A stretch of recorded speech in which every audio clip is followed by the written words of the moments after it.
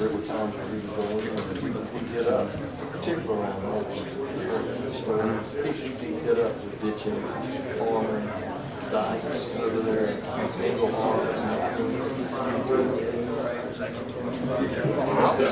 get up to the station, and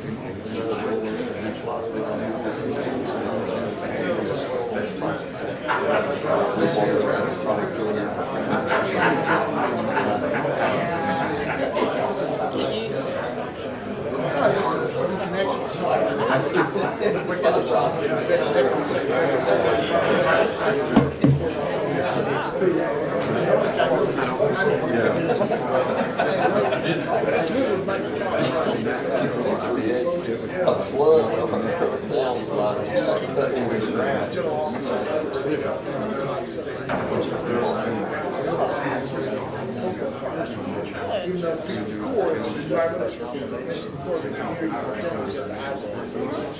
My husband's pretty positive about the Corps of Engineers. So I've they're trying to do good things, we need to do good things. We're charged with difficult things. Just not given enough money to do it. All of those things. But I'm not super knowledgeable.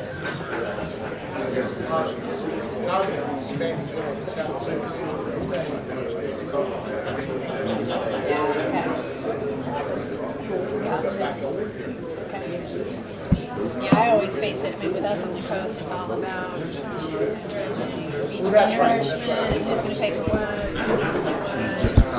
That's where you use yeah, and I don't think part of it. Yeah. Anyway. Consigliere, It's fascinating. Yeah. Yeah. Learning a lot. I mean, overwhelming for sure. That's not your role to know everything. But yeah, I think I'm enjoying it much more than now. But still, I mean, it just came in May. If everybody would sit down, and we'll get started here in just a minute. Right. Well, and you're in the business. You know stuff. No, that's perfectly all right.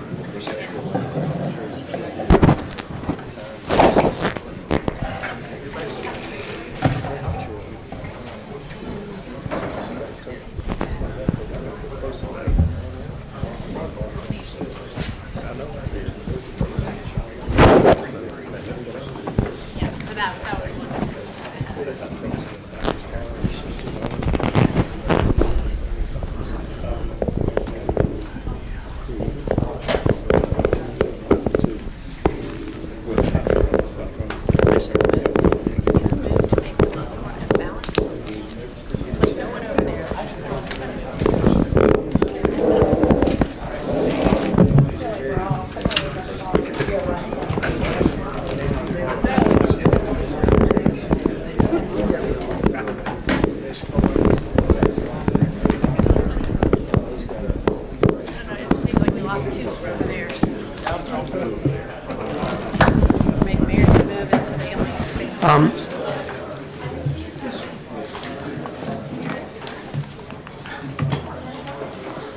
Good afternoon, everyone. Those of you who attended the algae discussion, I hope that you found it interesting. This is the Water Quality Committee. General Statute 138A-15 mandates that I, as chair, inquire as to whether any of the members knows of or has any known conflict of interest or appearance of conflict with respect to matters before the Environmental Management Commission's Water Quality Committee. If any of the members know of a conflict of interest or the appearance of a conflict, if you please state at this time. Okay, there are none. As I said, this is the Water Quality Committee. We do have a few items that we're going to be discussing this afternoon. Let me begin by asking for any discussion of or asking whether there is any, any discussion of the minutes from our January meeting. Does everyone or does anyone want to make a motion that we approve the minutes from the January meeting? Let me ask my question differently. Would someone please? I so move. Okay, thank you. We have a motion. Is there a second? Don't be shy. I wasn't at the January meeting, so I can't second. I'll second, Mr. Thank Chairman. you, Steve. Thank you. As I said, we have a few items on the agenda today. One of them has generated a great deal of interest. That happens to be the first item. It is the request for approval of the 2018 Section 303D listing and delisting methodology. It is currently listed as an action item. Pamela Beam and Cam McNutt with the Division of Water Resources are going to make our PowerPoint presentation.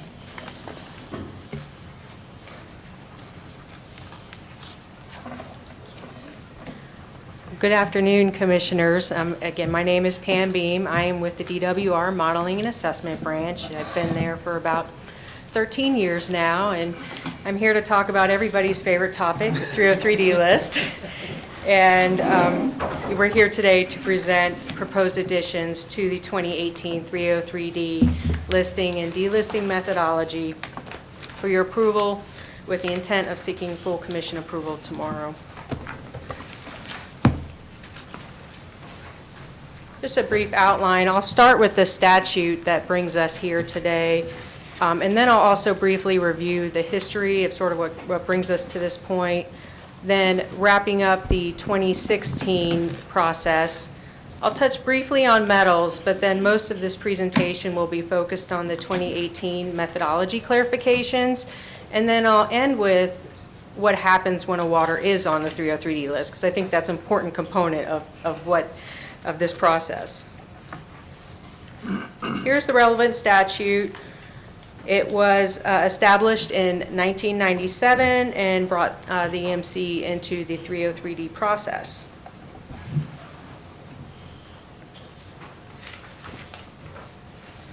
So I'll go through some kind of terminology things that we'll be repeating throughout this presentation. So I just want to make sure that we all understand what we're talking about here. The integrated report is where the state documents assessments every 2 years. And there are 5 categories.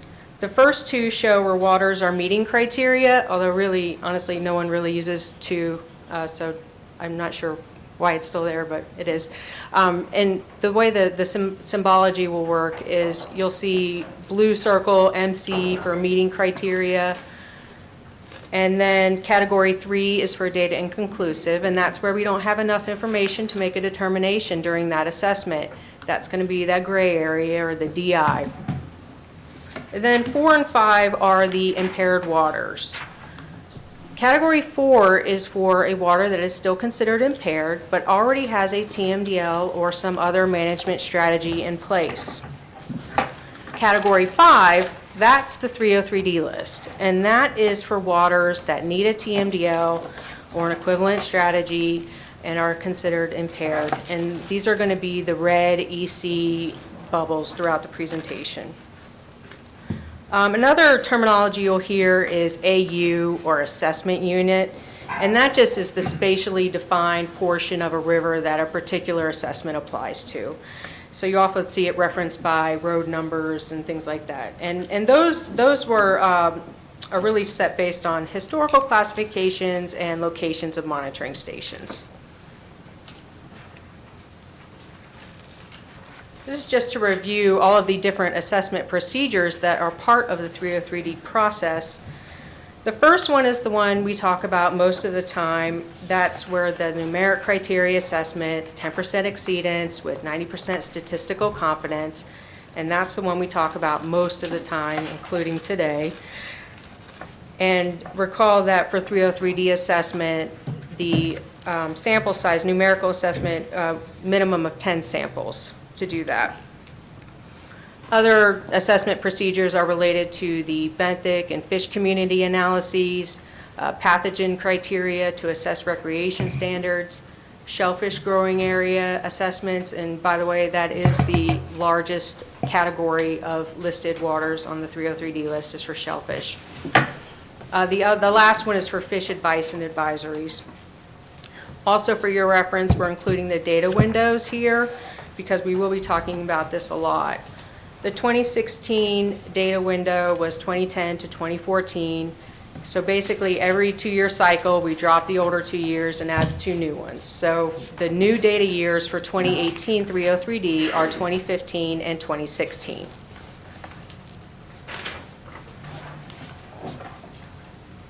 All right, so I'm going to start with the history.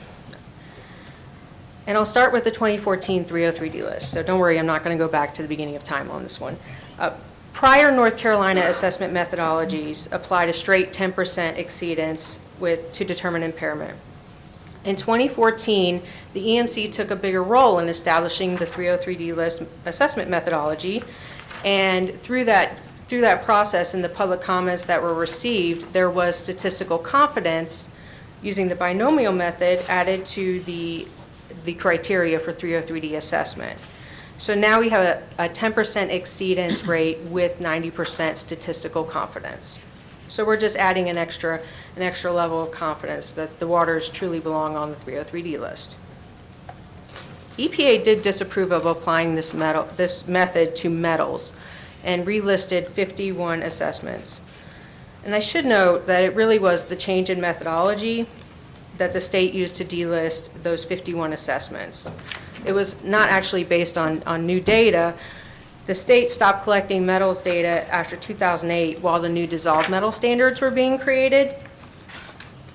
And so it was basically the same set of data that had been previously determined to be impaired. Now there's a new method, and we were going to delist them. EPA disapproved of that, mostly because they disagree with the method and pointed the state towards consideration of their not greater than 1 exceedance in 3 years approach to evaluate toxics, and that's including metals.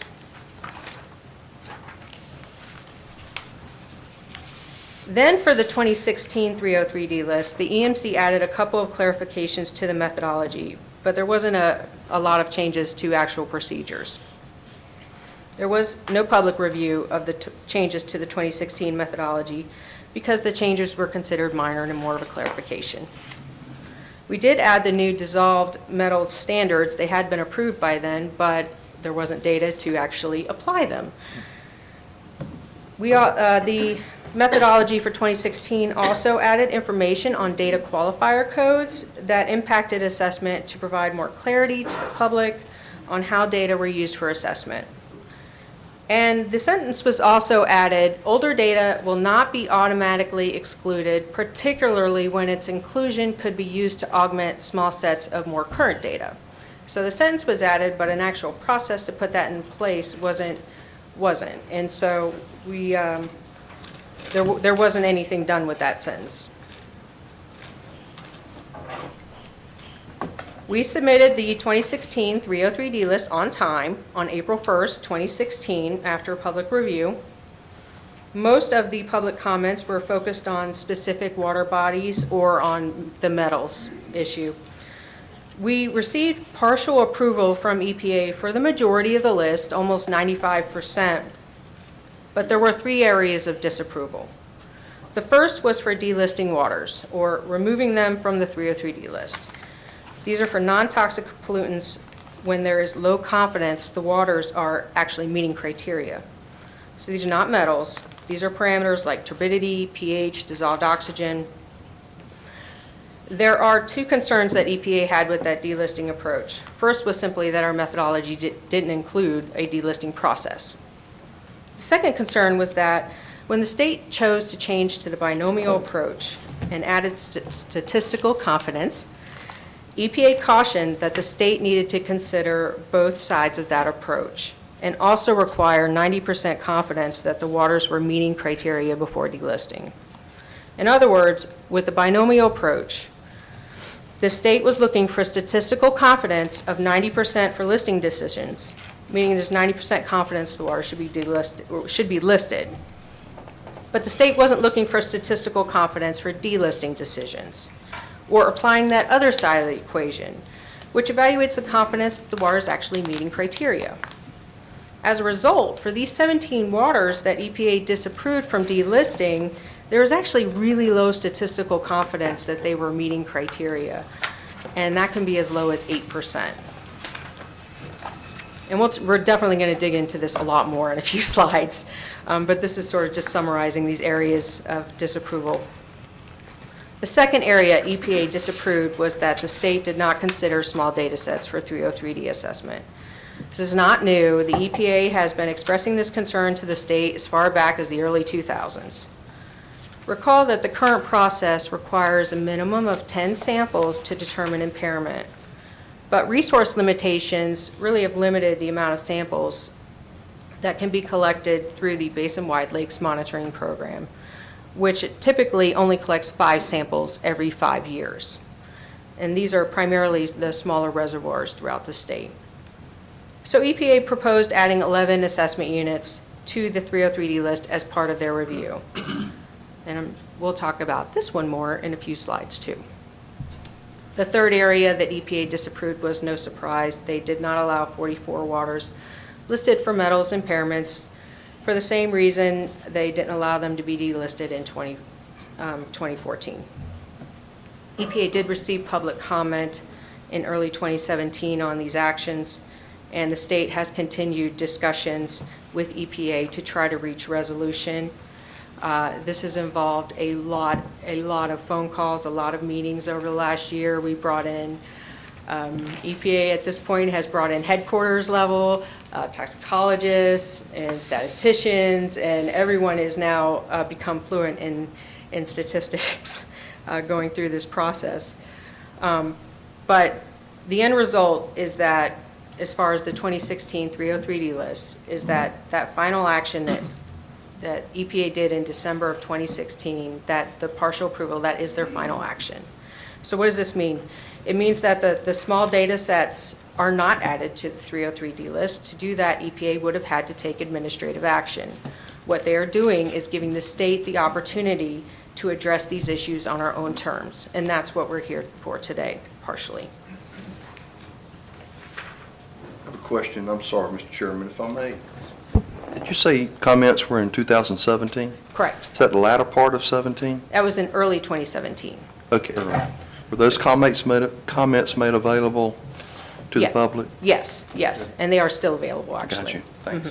And we, for those who weren't here, and you weren't here, we did write a letter. The commission authorized me to write a letter, and I wrote one that I think was circulated, maybe. If not, it'll be by tomorrow. But there was a letter we wrote as an EMC that I penned to EPA last February that went to EPA summarizing all this and our objections to everything before they made their final decision. Gotcha. I came aboard in June, July. Correct. So I Correct. didn't know about the Yeah, comments. it's Thank early. you. Thank you. I'm sorry. No, it's fine. Mr. Chairman.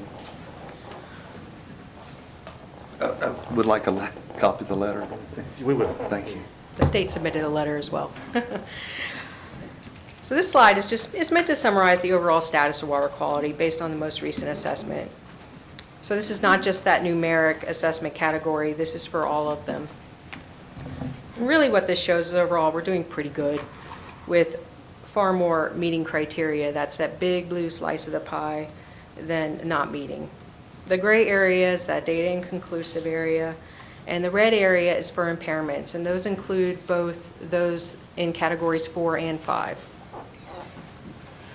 So what this shows is that the existing method is pretty robust and that the assessment usually results in a pretty clear answer, red or blue, impaired or meeting criteria.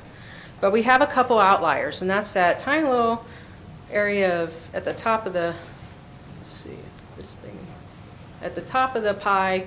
Try just your pointer on your computer. Oh yeah, I can do that too. And that's pretty much what we're here to address. So we're not looking to overhaul the entire methodology or anything, but really providing a pathway for this gray area at the top of the pie. It's where we've spent 90% of our time this last year, and hopefully that won't be the case moving forward. So moving forward now, there's no resolution between the state and EPA on the listing methodology for metals. And we are not alone. There are other states that share our concerns, and this has now been raised to national level. Both the Association of Clean Water Agencies and EPA are engaged, and there's already been a survey across all the states, and there will be a work group convened to figure this out. And of course, North Carolina will definitely be playing a role in this process. But the good news, at least for 2018, is that we have our new dissolved metal standards, and we've gotten some data. We knew that once these standards were adopted, we'd be delisting a lot of waters once we had the new data. This was the case in other states who had changed from total to dissolved, and we expected the same thing to happen here. So DWR collected data at 28 stations, got at least 10 samples at each station, and focused on those waters where we had that difference of opinion with EPA's 1 and 3 approach versus our 1090 approach. So the good news is that no matter which method is applied, the result is the same 95% of the time. There were only 3 cases where there wasn't method agreement between the two. And like I said, we expect a lot of these to result in delisting. Only 5 would be considered impaired under the new dissolved standards. And there really is one water where EPA's method would lead to listing and North Carolina's would not.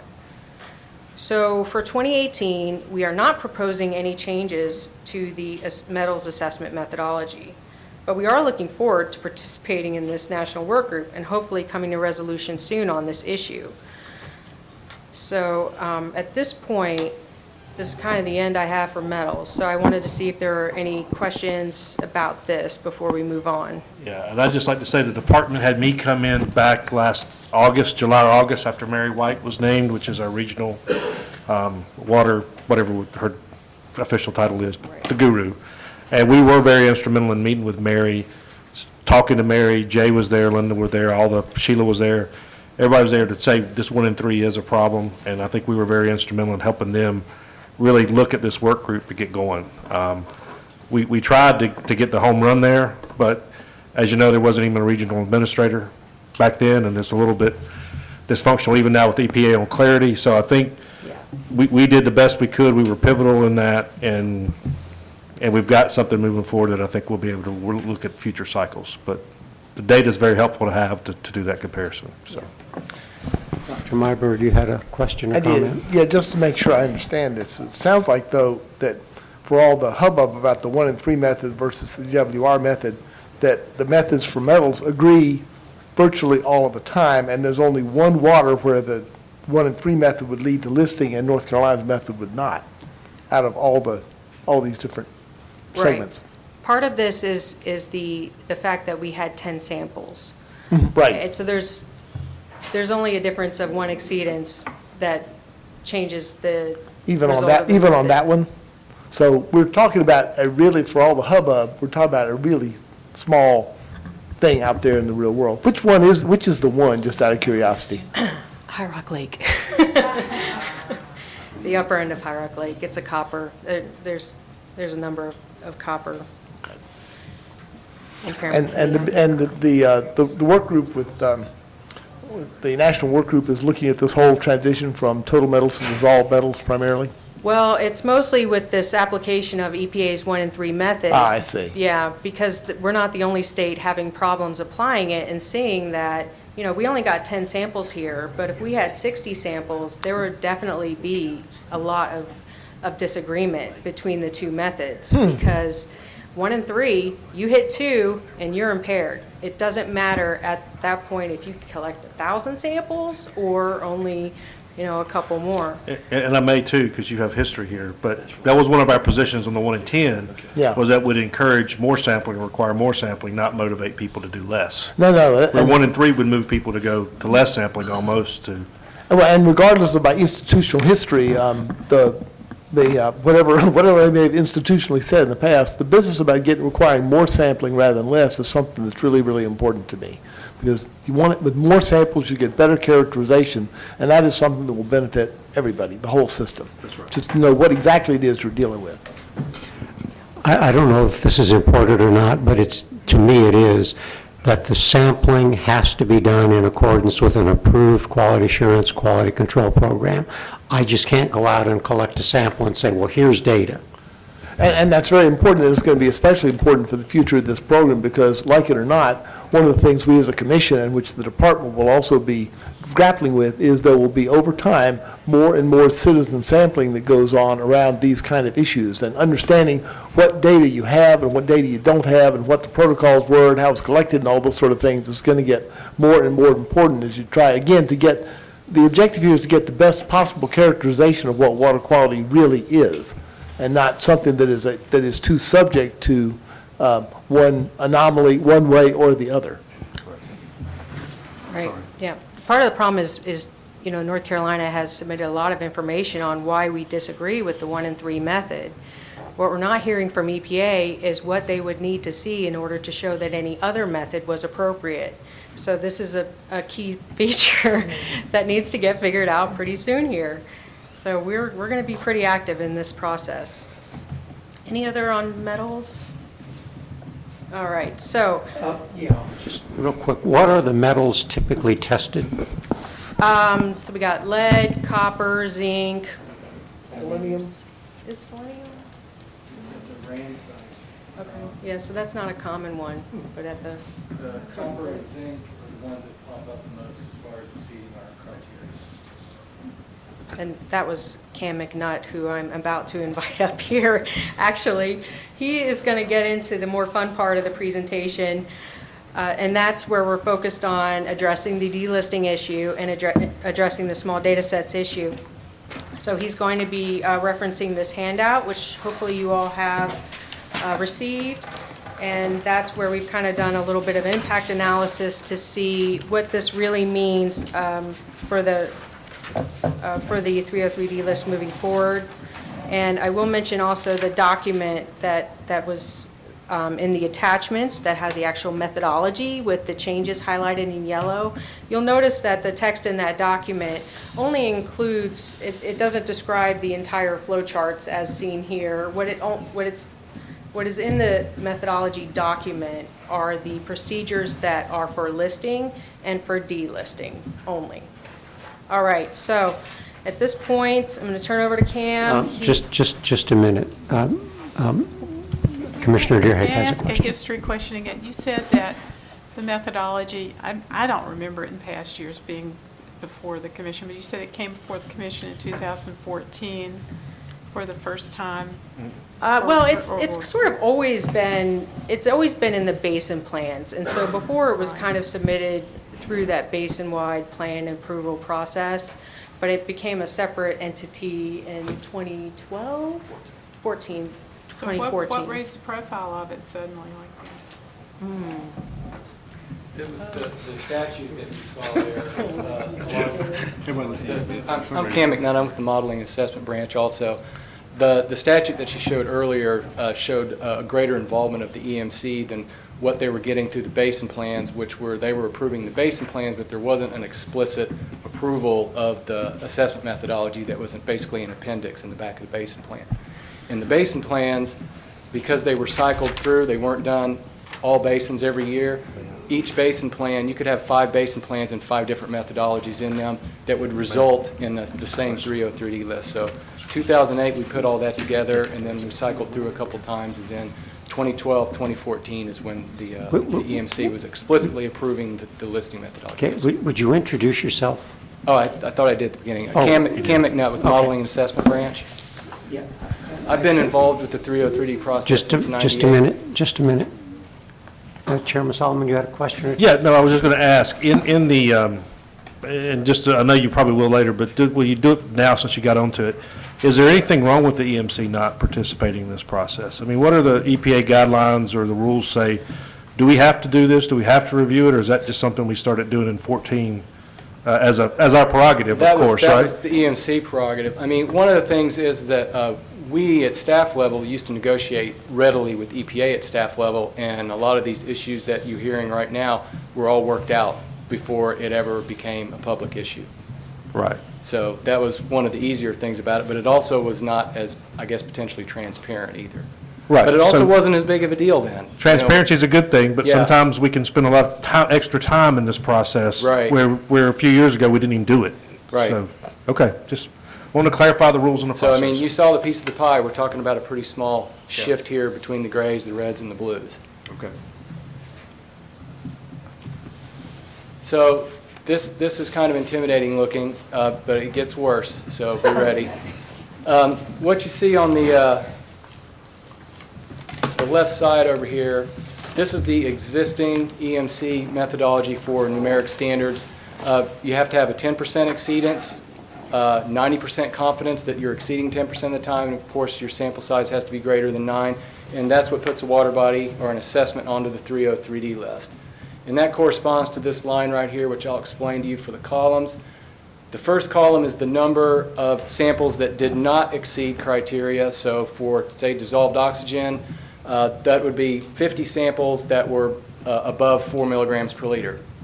The second column is the number of exceedances, and I'll refer to this as an example. I'll say look at row number 6 or 7.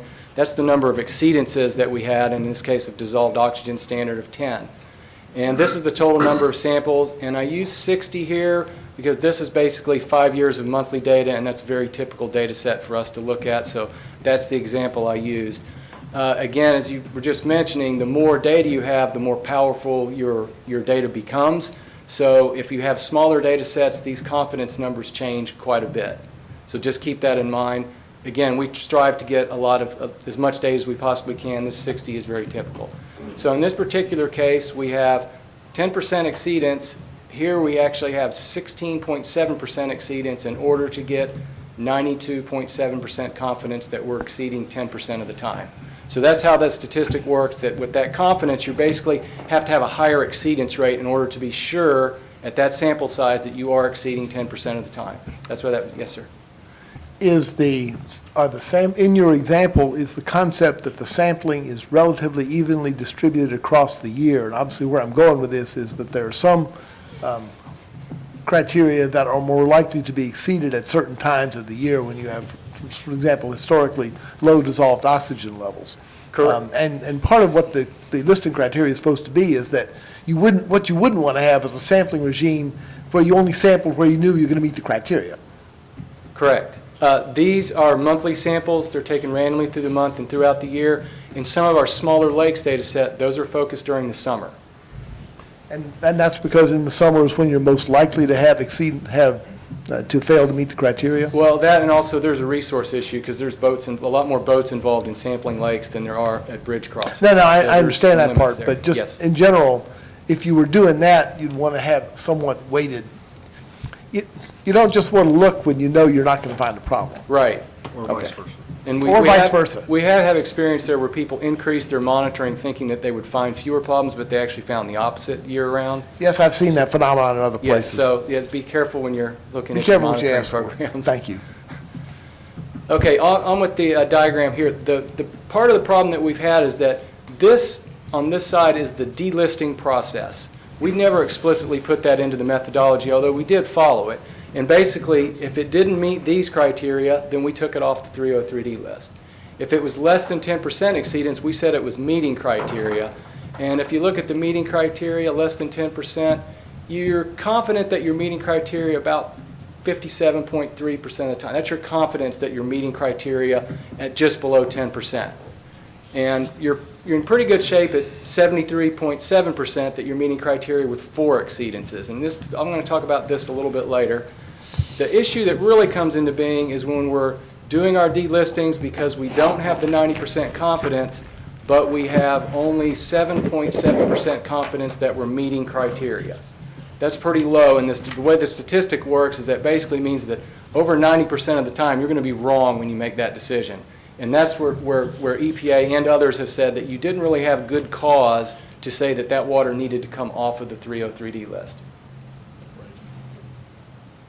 So to the delisting part, again, not having good cause, there's several things that amount to good cause. One of them is meeting criteria, and EPA has basically approved our delistings this last time for 38 where we had less than 10% exceedance, and that gets you in the confidence range of 60 to 75% depending on your sample size, of course.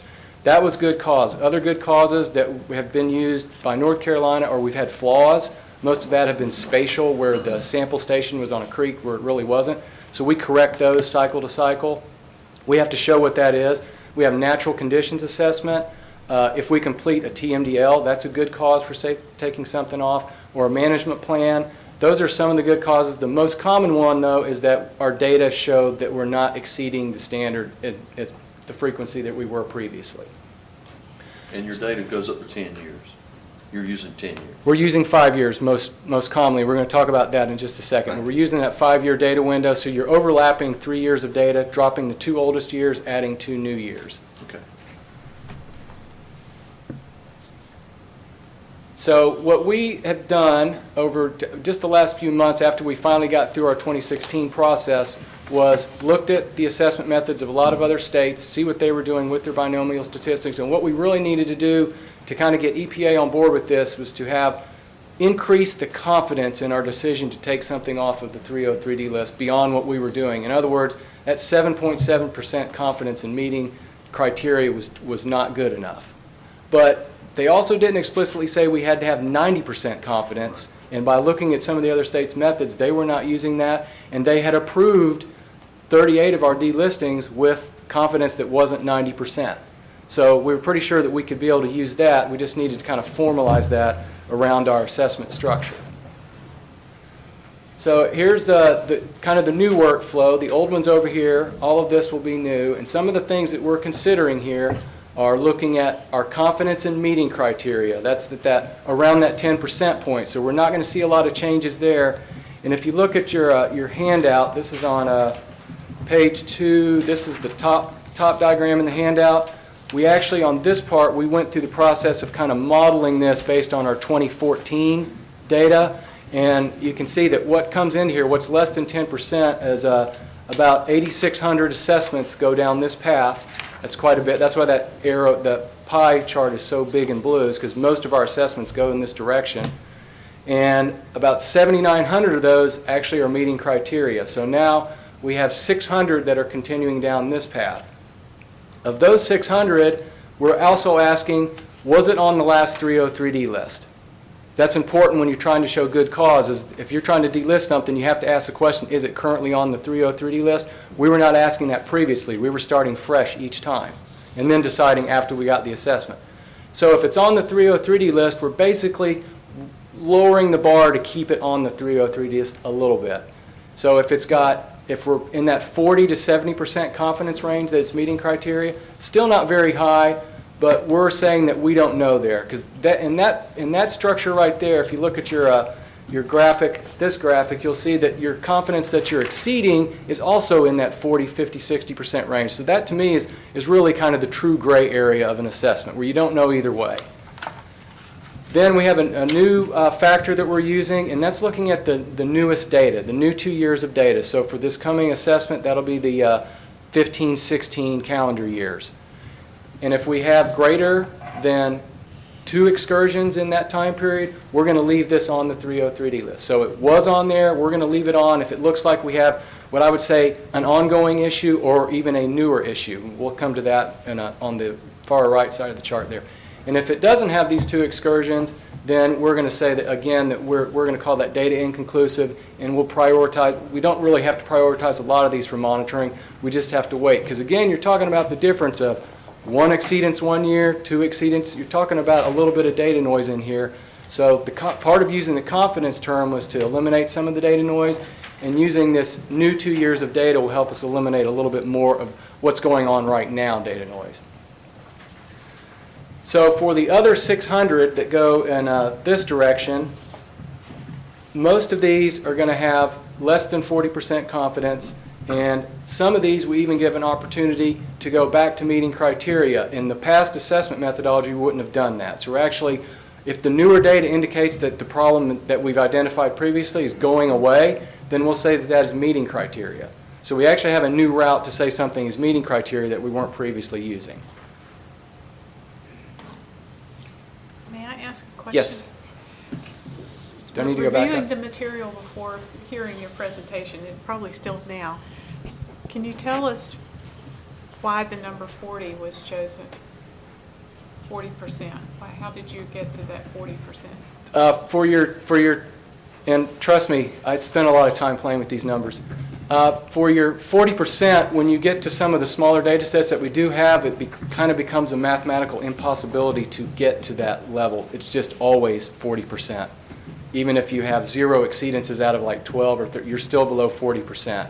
So we tried to eliminate that a little bit, and we also wanted to kind of separate the ones where that 40% confidence also is associated with pretty high confidence that you're still impaired. So the confidence that you're still impaired is right in there. I mean, we could have picked another number, but that one seemed like a good place to start with the confidence. And we're only using it in addition to these other factors. So it's kind of a way to, we're building a priority list of where we have problems that we need to do more sampling or where we need to take a look at them more closely to see what the magnitude of exceedance are, or before we start working on management strategies and TMDL. So this is kind of gives us our priority list. And again, we're looking at a small amount of water bodies that are coming down these paths. Most of them, 7,900 of them, are going in this direction, which is probably one of the reasons we haven't had to explore this in the past, because it hasn't come up before. Okay, I guess the chart is still, let me see if I can repeat what you said. For a water that is currently on the 303D list. This path? Yeah, that path. If you have more than 40% confidence that it's meeting criteria, would you then, is that what takes you to the DI? Yeah, that would mean we're data inconclusive. We're between 40 and 70% confident that we're meeting criteria. Okay, but if you have less than 40% confidence that you meet the criteria, then it drives you down to exceeds criteria. Right, and in the case that we used for our example here, 67 took this route and only 2 came here. So we could potentially have one that stays on the 1 or 2 that stay on the 303D list, or 1 or 2 that could be data inconclusive. Out of how many you started with? Out of what came into here, 8,000, over 8,000. No, but down the tree, down the Oh, trail. 67. Okay. So most of them are cut out here.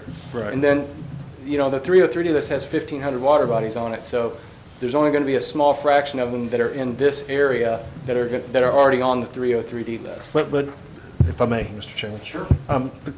Even though we're taking a small number down to the impaired level, Right. the 4 or 5 level, we're still parking those where there's some uncertainty over in the gray area for potentially more sampling or additional data you get in the future. So we're not letting them off too easy, but we're not passing a lot through to the red, but we're still parking them in an area we need to study. Right, and that's the data inconclusive piece of that pie, which holds about 2,500 assessments in there. Most of those are for fecal coliform and for benthos and fish community data. There's not a huge number of those that are related to our numeric standards. Okay. Well, fecal coliform's numeric, but it's assessed differently. Very good, sorry.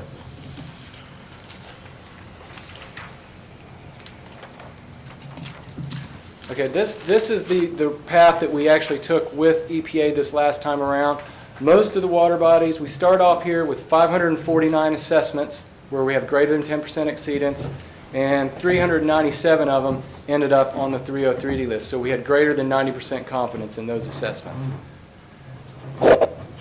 Of the ones that go in this direction, about 150 of them, 17 of them were on the 303D list, and in 2014, we delisted those because they didn't meet the EMC criteria. So what we're doing here is we're putting a mechanism in place to keep those on the 303D list based on our current data. So if we have 2 excursions in the current data, we will leave those on the 303D list. If we don't, we'll put them in the data inconclusive category. And when we ran that on the actual 17 that we had from this last cycle, it was 6 of them stayed on the 303D list, 11 of them went into data inconclusive. So we are talking about having a few more on there. It's not all of them, so it's splits. It could be 50-50 next time, I really don't know. But our general delistings that happen, we're in the area of 50 to 60 per cycle. So that's the part that we're really trying to clarify here each time we go through this. The waters that are not on the 303D list, 135 of these, 135 assessments. I will clarify that the assessments are different than the water bodies because one water body can have multiple assessments on it. So you could be talking about some water bodies, 5 of the assessments could be in one water body, which is very common if you're in urban areas. So we've raised the bar a lot higher on this one to look at if you have 4 excursions of the standard in the most recent data years, then we'll put that one on the 303D list. If you don't have that, we'll call that data inconclusive. So this is a new term, and then we came up with the 4 on there. It's a pretty high bar, but if you look at the 2 years of data, that's 24 samples. You got about 85% confidence that those are exceeding the 10% criteria out of the 24. So that's kind of how we arrived at that. If you get to 5 new excursions, then you're talking about 90% plus confidence. 8 and 9 also right there. So that kind of covers those kind of borderline ones where we have very low confidence that they're meeting criteria and we have increasing confidence that they're exceeding. These are the ones we'd probably really want to take a close look at in the next cycle to see what the data are saying, if we have that much of an increase. But for most of them, as we've shown, when you have 4 exceedances in the new data years, you probably had 7 in the previous data years, and you've already gone down this route to start with. So that's why that number gets smaller and smaller. When we ran the simulation for the 13-14 data, we ended up with 22 here. Let's see if I have the numbers on that. Several of them were already on the 303 list for other parameters, mostly benthos or fish community. 3 of them had TMDLs, so if it already has a TMDL, it doesn't go on the 303 list. It stays where it is. There were, I think, 5 for turbidity. It was just turbidity that would have ended up being new listings without any other things to be considered. So not all of the 22 possible ones would end up being on the 303D list. The dissolved oxygen and the low pH has another mechanism that you use on top of this that would eliminate them based on where they're located in the state.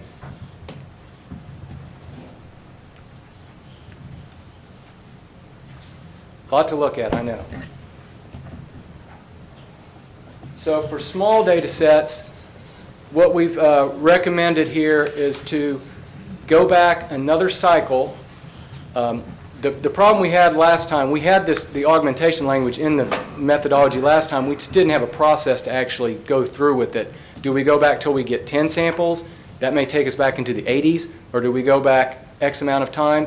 So we kind of landed this time on recommending that we add another 5-year data window worth of data. And if we can get up to 10 samples with that, 10 or 20 or whatever the case may be, we'll use that.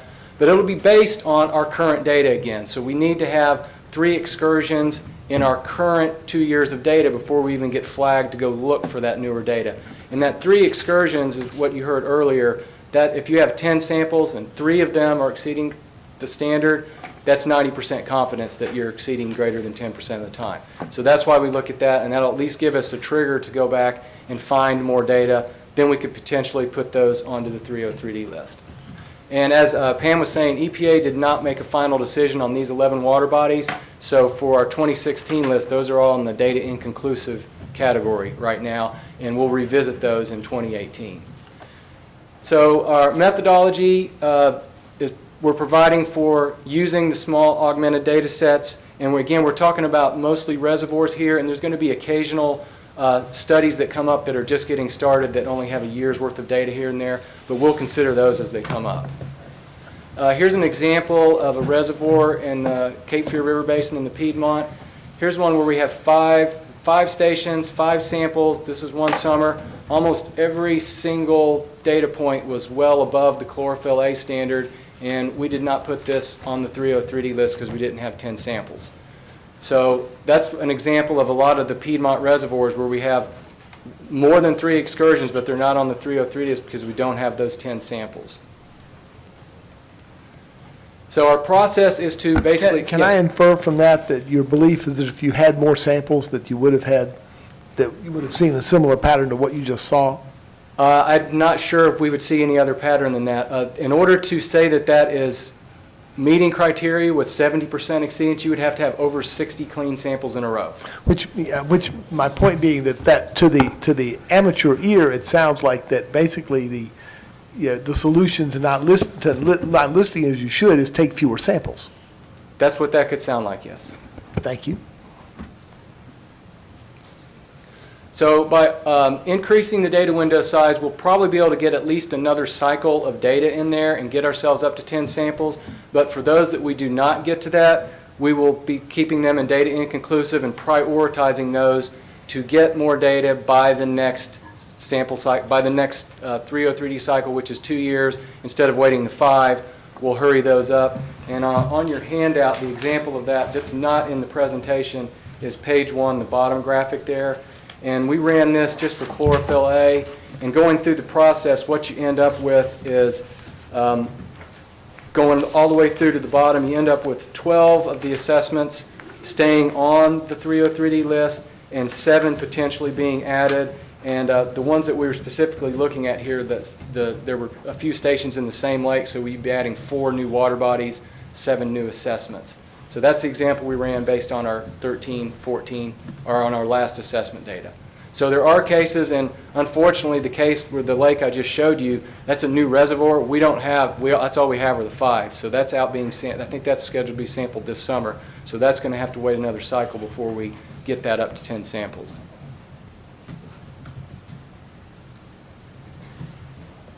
I'm going to stop there. If you have any more questions on these tables, I know this is hard to look at. It's kind of like recovering from a 15-hour sleep or something. The EPA folks do not like to talk about these things. It gives them headaches. Does anybody have any questions of Mr. No? Yes, sir. Commissioner Gillespie. Thank you, Mr. Chairman. It's probably best time to ask this question. And Pam and Cam, I feel very confident with what you've done and what you're doing, so I feel good about what you've done. And so my question is, and it's similar to what Commissioner Meinberg was talking about, and also what Chairman Solomon was talking about, and help me through this, but Category 4 is what my question is about, and on these unsure data sets. And so I'd like for you to explain to me a little bit more what Category 4 is. And then I'm a firm believer also that the more data that you have, the better off you are, whether it's air quality testing or water quality testing. I've always been an advocate for more testing. And so it would seem to me that there should be a process, and maybe there are, of where an individual or a county or a municipality could, through, Mr. Chairman, proper approved sampling process, could do their own testing and help supplement this. So I guess my question is, in this unsure category, which I think is probably number 4, explain how that works, and if you had more data that an individual could do through an approved lab and an approved process to help supplement you on this, would that not help, and is that allowed? Does that make sense to you? First of all, the data inconclusive is Category 3. The Category 4 assessment operates the same way as Category 5. Those are the EC waters. So it's just a matter of, if it's Category 5, that means we have to take some sort of action, TMDL, management strategy, something like. If it's Category 4, that means we've already taken that action, but the water quality hasn't changed yet. But the assessment works the same way. The unsure area is Category 3. And yes, more data would be better, especially on the ones where we have small data sets, or data where we can, what happens in our coalition program is that they're sampling at the same location, but they're doing it at different times, so you get more temporal confidence in your data because you're getting more samples. Instead of getting 60, you're getting 120 over the 5-year period. So we have that actually happening right now. We do have, I think there are 3 municipalities that are currently regularly submitting data, and we've got 3 or 4 more that are gearing up to do that. So this is something that is happening, and they have to go through the QAPP process, and we go through a pretty significant exchange. They are also involved in the internal review of the assessment as well. So we haven't had this happen a lot in the past, but I think it's an increasing trend. And hopefully these folks will be getting out there. We want them to talk to us first so we can do just what you said and kind of target where we need data. And we don't want them to be monitoring where we already think we have enough data as well. So we're not wasting their resources, our resources, or any others. Thank you, Mr. Chair. Anybody else? Yes, ma'am. Commissioner Yearhead. You'll have to forgive me, but I continue to be challenged by the context of some of these slides. The slides that Pam presented about the 48 17, the very small slice of the pie. You were saying this is really all that we're talking about. Are you saying that all of the procedures that Cam has just walked us through pertain only to that? Because I thought I heard it was applying to a larger realm of parameters. Well, the large numbers, the 8,000, the 7,000, that's existing methodology. So the changes that we put in here apply to a much smaller pool than what the current methodology is. It splits it out a little bit more, and when it splits them out, still most of them, of the ones that have 70 that are greater than 10%, 7,900 of those follow a path that they were already following. That's what we were already doing. I think the question is, are they all going in the top of the funnel, though? Everything starts off, all the assessments, we have about, when we go through this process, there's about 18,000 assessments. I think about 10,000 of those are based on the numeric water quality standards, and they all start at the same place. They all go to the same machine, and they get parsed off as they go. It's just that this piece is only applicable to what falls out of that small portion. Yeah, they fall out only one time. Yeah. So it gets to the end and it's done. So you don't have one assessment that goes this way and then it comes back and goes through a different way. It's once it gets to an end point, it's done, it gets a category, and it's on our integrated report. Mr. Chairman, Yes, sir. Mr. King. in reference to fish consumption delisting, can you be more specific with fish consumption? Is that in our, And with any kind of fish consumption, any kind being any kind or specific? But except for Mercury, once a fish consumption advisory is lifted, then the impairment goes away. To put it onto the 303D list, with the exception of Mercury, it has to have a fish consumption advisory for that site, and we have to have fish tissue data at that site in order to go on the list. If that fish consumption advisory, that site-specific one, is pulled by Health and Human Services, then that's a delisting. It goes back to Category 1. Okay. For Mercury, it's different because that's a statewide, and there's a TMDL in place, and there's a specific process that you have to go through to remove those. But until we see Mercury reductions, there's not really anyone that's been asking us for that. But there is a process in place for it. Okay. Thank you.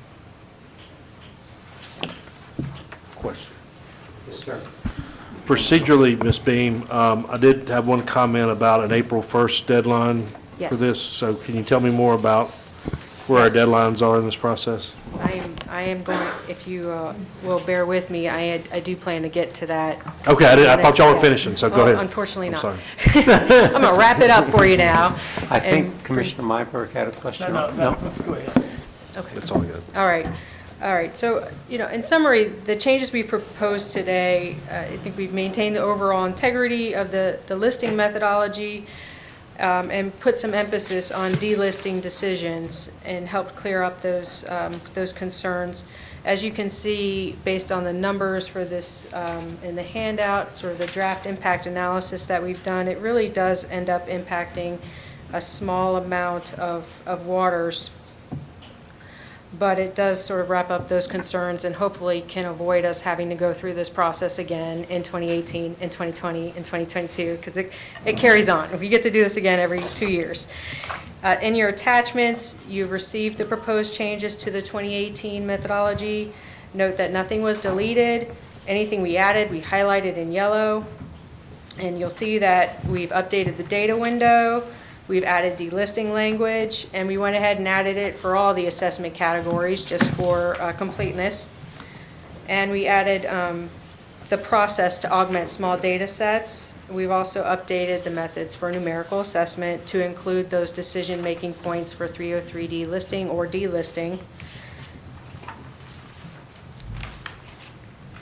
And for the timeline, okay, so the option here I have on the slide is to take the 303D list and the assessment methodology out for public comment at the same time. Obviously, we're going to miss the April 1st deadline for submittal of the 303D list, This is something we've talked about at length with EPA, and we actually just finally received what they reference as a kickoff letter, which was very late in getting out to all of the states in Region 4 this year, considering it's due in a month.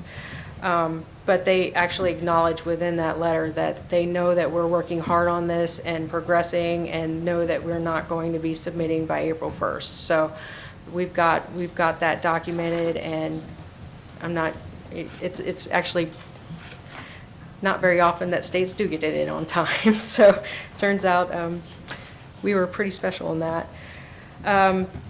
We have already run this by EPA. We have spent a lot of time with them going through this. Are they going to be okay with it? Are we going to hear a lot of concerns come back later that we haven't heard about already? And EPA is very amenable to these changes. They like seeing the decision-making process.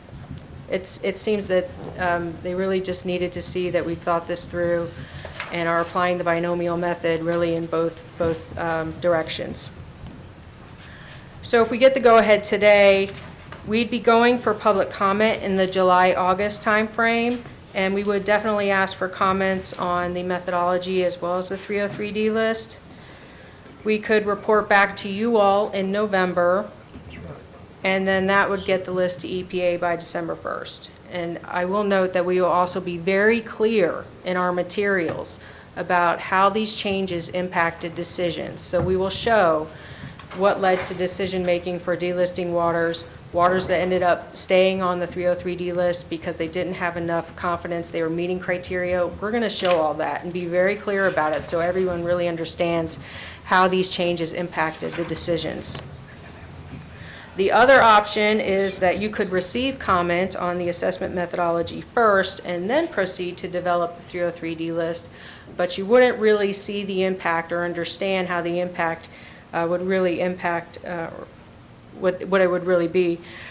And that would add at least 3 to 4 months to the schedule and be pushing us right into the 2020 assessment time period. So unfortunately, this has been a really lengthy process going through this with EPA and everything, and we're here where we are in March of 2018, but hopefully we've got this resolved and 2020 won't be too bad, but we'll see. All right, so I'm going to end with this. I'm on the 303D list, now what? Because I think that's an important thing to consider. First of all, the state rarely develops a TMDL the first time a water appears on the 303D list. We actually are required to go through a prioritization process for TMDL development or alternative TMDL development. And one of the main features that looks at is persistence of impairment. How long has it been on the 303D list? We have some that have been on there for quite some time, and we're not focused on waters that are flipping on and off due to noisy data, which is kind of where these changes we're talking about today fall within. For metals, we're not taking any regulatory action until the impairment is confirmed by new data under the new standards. As you've seen, the new standards really change the impairment determination, and we are going to wait until that new data is available and we know where the problem areas really are.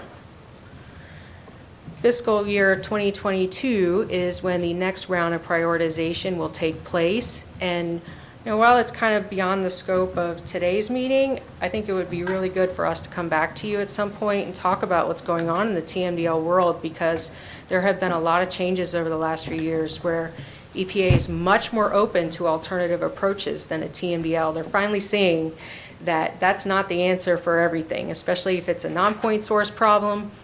Those controls are completely voluntary through the TMDL program.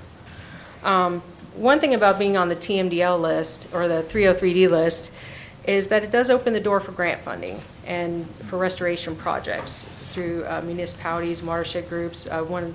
Some we administer here in-house, 319 program is one of them. So it can be a tool to help you move towards a funding to help with some restoration efforts. But yeah, we would love to come and talk with you at some point more about how all these changes that are going on, because it is really, really a good time. So our proposed action today is we'd like to recommend approval of the proposed clarifications to the 2018 303D listing and delisting assessment methodology for taking it to the EMC tomorrow. Thank you. Thank you very much. Any questions, any comments, anything? Yes, sir, Commissioner Myberg. Yes, I have several these may be more in the nature of comments than questions. I will say that with respect to TMDLs, and I think the members of the committee probably know this, but I have to say that EPA had some help from the courts on matters of TMDLs and scheduling, so I'll just let that lie on the table. 303D is basically a scorecard, and it becomes very important of how the score is kept. As with any scorecard, you want to be as explicit as you can about what the rules are. And when you're setting standards, it's interesting, when you look at analogies in other environmental programs, they do tend to look at some measure of statistical significance and to balance that. For example, in the air quality world, you have not only the level of an air quality standard, you have the averaging time over which the standard is measured, you have a not to exceed number, which accounts that there could be some outliers because of meteorology and tries to take that into account given the purpose of the standard, and or frequency of exceedance, if you will. You don't have quite the same set of analogies here in the water world because of the way in which sampling is done is not quite the same. But the notion that you want to have a robust data set to be able to make decisions, I think, is one that's sort of a central principle here. And so a regime that encourages more samples rather than less seems to be a very desirable thing to do. The other thing for me that as I read this is having some relative balance between the criteria used to take things off the list and to put things on the list. You don't want to have a system that's set up to make it easy to come off and difficult to get on, or the other way around, you don't want to make a system that makes it so easy to get on and you never get off. You want to be able to let the decision on listing go where the data takes you and do that in a systematic way over every 2 years. And I know that it has been a struggle for all the reasons that you laid out in the presentation to sort of come up with that. But at the end of the day, what you'd like to have is a good, explicit set of procedures so that you could run this process on a regular basis with a robust sampling regime over every 2-year cycle. Now, I also realistically know that any state program, and the Water Division, I'm sure, is no exception, has to set priorities on where you look. Some states have done this through rotating basin kind of approaches, and maybe that's a consideration. And some places do it simply by focusing on those that are in the gray area where you simply don't know, where at least having more data will give you an answer one way or another, and you set your priorities there. It seems to me that this proposal does most of those things. I'm still a little uneasy about the relative sort of things come off, things come on, but the presentation today was helpful to me in understanding a bit of the logic behind that. I'd clearly like to hear what other people have to say, but that was kind of where I came listening to the presentation and some of the principles I was applying in thinking about this decision. Would either of you want to comment about how things come on the list and how things get off the list I think Commissioner Myberg has some questions about that perhaps, and is there something that you could summarize very quickly? That's what I really look for, is a good summary, sort of this question.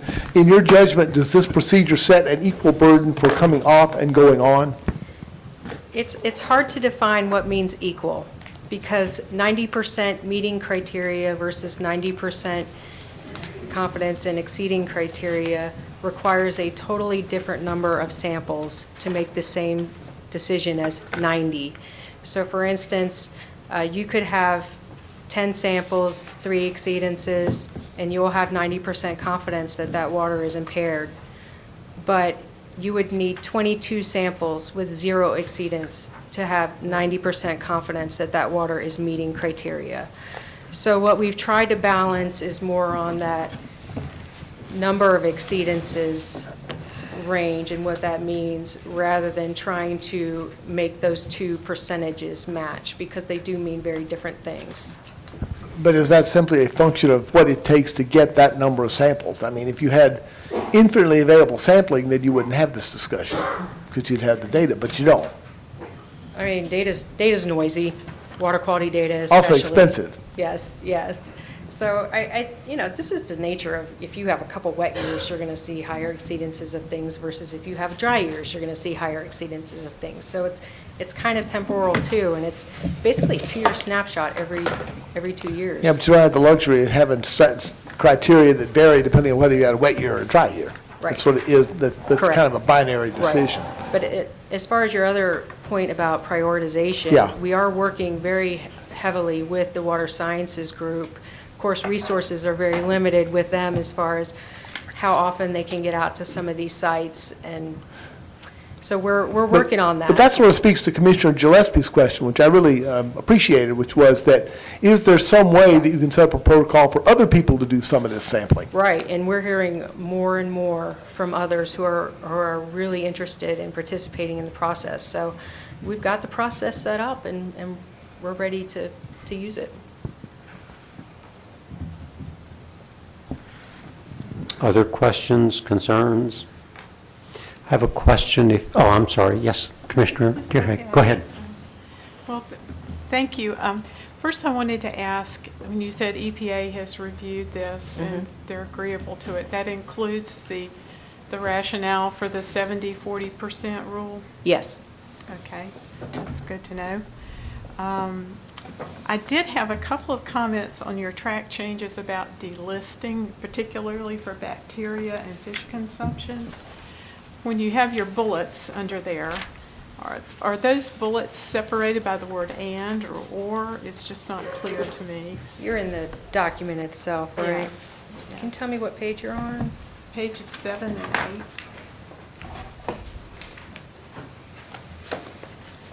Delisting for fecal, delisting for enterococci, and delisting for fish consumption. So. Oh. it's meeting criteria, and then goes on. So is it and or for those? What divides the two bullets, for example, for fish consumption? Is it an or an and? Is it fish consumption or the fecal coliform? Well, in all of those cases, I'm just a stickler for conjunctions.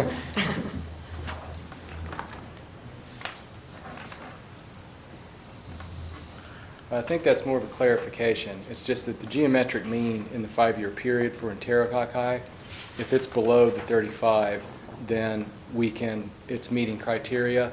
And in order to put it on the 303 list, you have to have 5 samples in 30 days, but that's not true to remove it. We look at the 5-year data set. So there should be, for example, a period after the second hollow bullet, and then... I think that second bullet should be a clarification to the first one instead of the second bullet. Okay. Well, I'd suggest you look at And same thing for the punctuation on some of fecal those. Yeah, I suggest that. My third of 4 comments is that you talked about the whether we take public comment now or take public comment after public notice. What process is in place for post-public notice, comment, and negotiation? Is that going to be left to a hearing officer to mediate, or what's the public notice process going to be? It's a public comment period, it's not a public hearing, so we won't Okay. necessarily have a public hearing officer. And they'll be done by staff in their normal way of getting public comments. And again, what I want to say is, this is not anything unusual to what you've done in the past on other things. So there will be a comment period, it's just going to be, this gets us to that point a little bit quicker and gets us definitely done this year with this round of samples if we go ahead. If we don't, we'll just be in 2020. And they'll be sitting here in 2020 with 2018 and then trying to mash it all together first of next year. Right. sometime. So my question, though, is leading to, is there an opportunity for stakeholder involvement after public notice? So we'll have public comment, and we will come back to report to you in November. I think that will be your determination if you want to, based on those comments, change the methodology. But there are no scheduled stakeholder meetings after public notice planned? Or? We're always open for meetings. In fact, I told a couple people today that we would be happy to come over and talk with them. But no, we typically don't do, there's no public meetings during the public comment process, but we're available. My fourth and final remark is more of an EMC process comment, and that is related to our 30-day rule. And we have in our bylaws that if it is a rulemaking action, then we allow 30 days between committee and commission meeting to allow time for the larger body of commissioners to process. Today, we are proceeding tomorrow to voting. I realize this is not a rule per se, it's a methodology, but it seems a logical outgrowth that this does lead to rule making in one fashion or another. So I offer that I do come into this with reservations about the fact that we're moving within 24 hours to the commission to vote.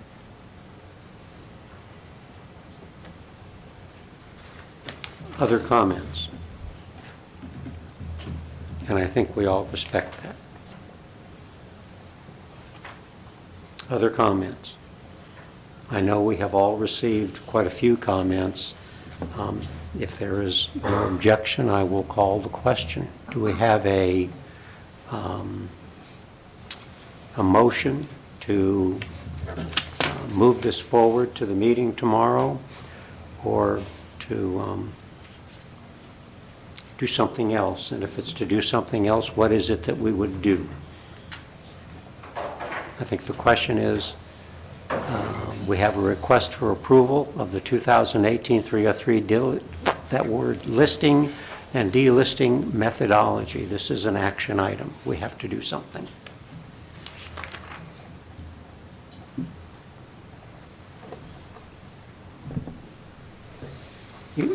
We have a doctor here. You heard about the two twins that mother was in labor for hours and hours and hours. One twin kept saying to the other, no, no, no, you go first. No, no, no, no, you go first. Somebody's got to go. Well, I think if there's something in this that we need to study as a committee, something technical we need to study based on what we've heard, we need to leave it in committee and grill through it technically. If it's one of procedure, we need to get it out of committee, so at least we can consider it tomorrow, of whether we slow it down there. But to slow it down here, if we don't have good technical reason, only means it gets slowed down at the full EMC, and now we're slipping and slipping and slipping again. So I think that's the question, and there's a number of issues that I would like to ask tomorrow on a procedure and process. Some you covered today, some you didn't. But the committee in its technical review, I think we need to think about, is there something else we would ask them to do here at this level at a committee? This is a procedure, a methodology. It is not a rule. Yeah, and you know, guys, again, I asked the same questions earlier as we get ready to make a motion, I guess, about the testing and whatnot. And there's a certain level we can worm down into the department's business where we don't trust staff at all to run a testing program, and we can just do this and debate it and let it sit on hold. But I think what they've done is they've started bringing this to us to review, to at least have input on and make it more transparent. I think we've done it. I think it's more scientific than probably it's ever been in an outward way. So, you know, whatever the pleasure of this committee is, and then we'll take up tomorrow whether we delay to May or to whether we approve tomorrow. So it's. Yes, sir, Mr. Chairman, I Commissioner move that we approve the 303D listing and delisting methodology item to proceed to the Environmental Management Commission tomorrow. Thank you. We have a motion on the floor. Do we have a second? I'll second. We have a motion and a second. Is there any discussion? I'm going to call the vote. All those in favor of the vote signify so and raise your hand, please. One, you can't vote. One, well, you, okay, you can. 1, 2, 3, 4, 5. We have a majority, so this will proceed to the full commission tomorrow.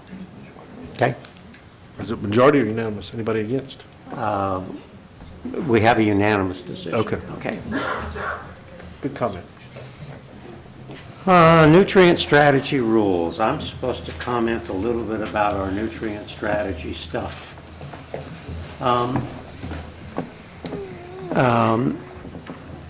We've had a lot of discussion about the 2B and 2H. Is that what it is, Rich? Rule? And we've had some lively discussion. You all did have a stakeholder meeting back in November. We received comment from a number of people that the rules that were crafted did not address some of the stakeholders' concerns.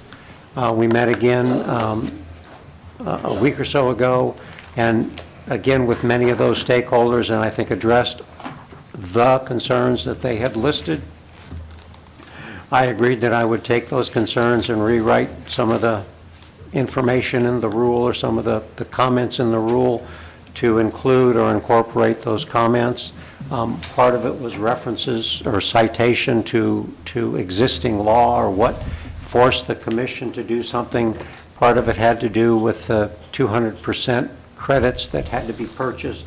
There were a lot of issues that the regulated community had expressed concerns about, and I think we addressed those. There was issues about time and time frame, whether a 30-year time frame is appropriate or a 10-year time frame is appropriate. And I agreed that I would incorporate those comments into something and have it to the commission by the 15th of March. So that'll give us plenty of time to comment on that by our May meeting. Do you feel like staff, excuse me, but do you feel like staff has enough direction or Jennifer has enough direction to start working on the fiscal note? Because I think this one may have some fiscal things to it. It does have some fiscal issues, and I don't see Jennifer here, but Rich or Jim, I do believe there is enough guidance that they can start on a fiscal note. You agree or disagree? I think we can certainly get started. That's all I'm asking. Yeah. Mr. Chairman, we'll just need to make a note. I mean, we can get out front with the comments, but I think before it clears this committee, we'll have to have the fiscal note done. I don't think there's any question So about whether that. that's May or July, before it gets out of this committee, we can make that Well, decision once you see what's. I will have comments to everyone on this committee by the end of next week. And that will give us plenty of time to go over those comments and to work on that note, I believe. Okay, doesn't matter, let's get it right. I'm trying, honest I I know, am. I know. We all are. Mhm. And I want to give Rich and his group credit. They have been attentive when we have met, and we have made some progress. So, any questions about the nutrient strategy rules? It has been interesting discussion.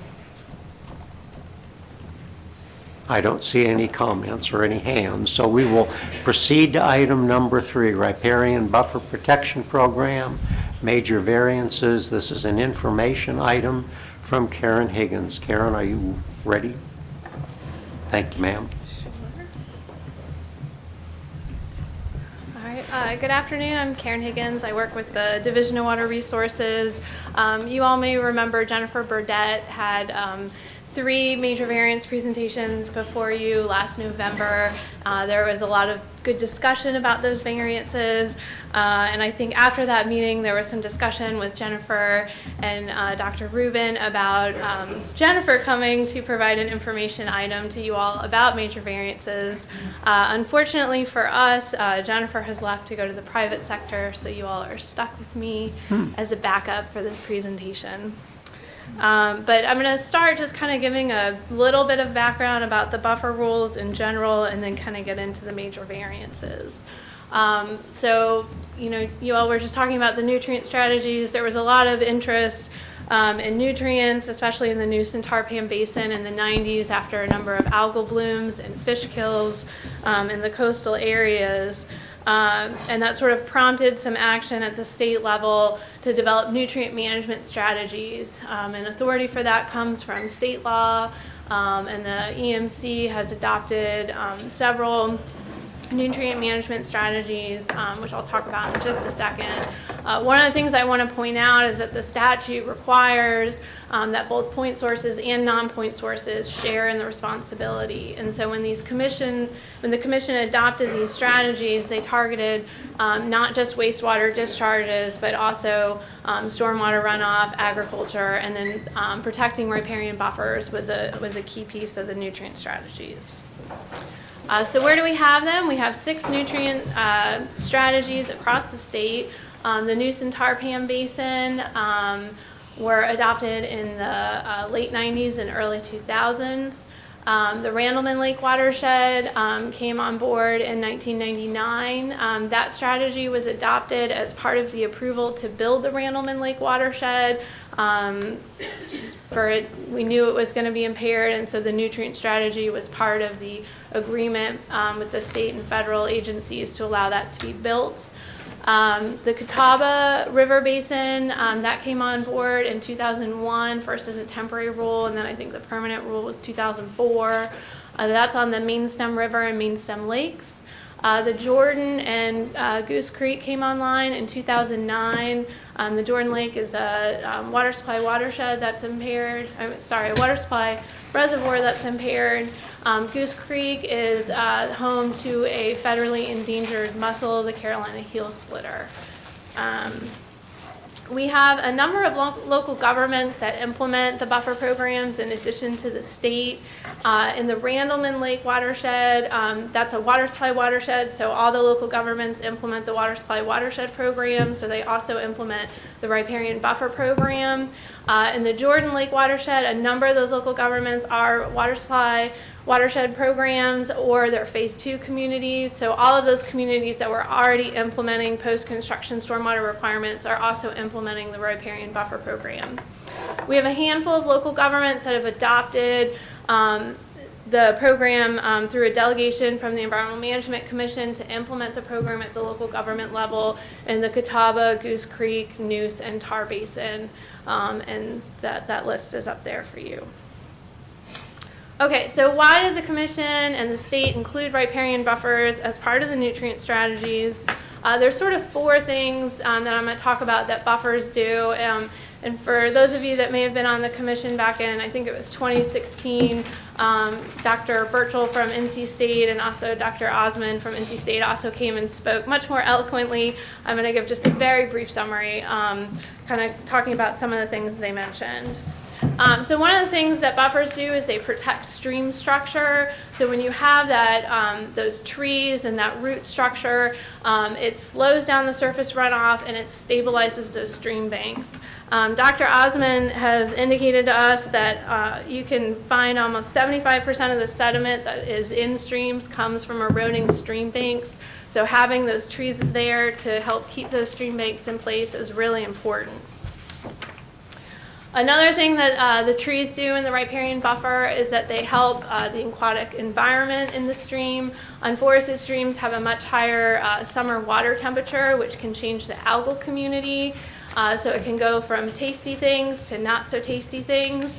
The bugs don't have anything to eat, the fish don't have anything to eat, and then that's not good. So the trees do a lot for the ecosystem. They also provide leaf litter, which is eaten by a number of macrobenthos, and provide woody debris, which can be helpful for fish and other critters.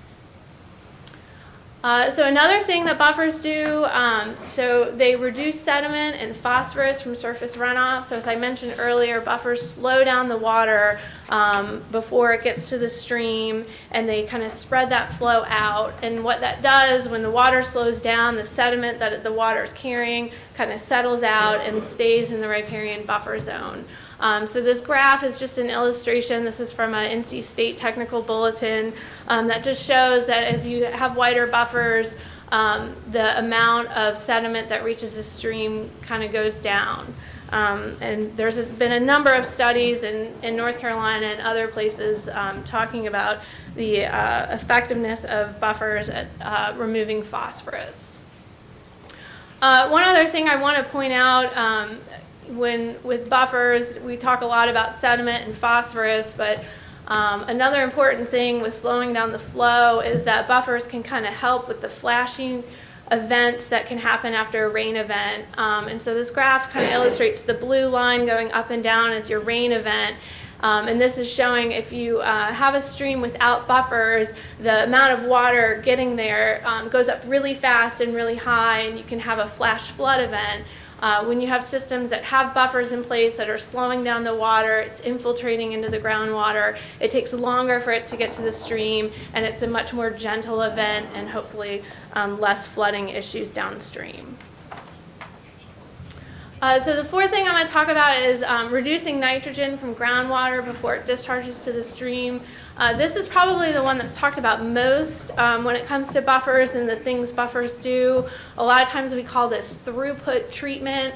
And what this is talking about is that buffers remove the nitrate nitrogen through a couple different ways. One is microbial denitrification, so going from NO3 to N2, and then that goes up into the atmosphere, and also from plant uptake. So this happens when you have trees that have roots that get down into the shallow groundwater. They're interacting with the nutrients in the system, and they're either converted through those microbial processes, or the plants themselves are taking them up. And when the groundwater interacts with the stream, it's called the hyporeic zone, and so that interaction is really important for regulating the biogeochemistry of the streams, and can be important in regulating water temperature as well. Thank you. I just love that word, hyporeic zone. Thank you. I said it just for you. Okay, so a little bit about the rules themselves. The riparian buffer in all of our strategies, except for Goose Creek, is a 50-foot wide buffer.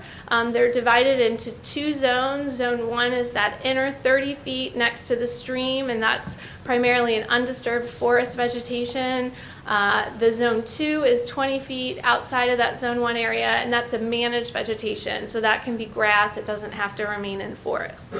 The Goose Creek rules, as I mentioned, that is in place for a federally endangered mussel. The buffers there are 100 and 200 feet. There's no zones in that particular area. It's all managed as a Zone 1 area in those 100 or 200 feet.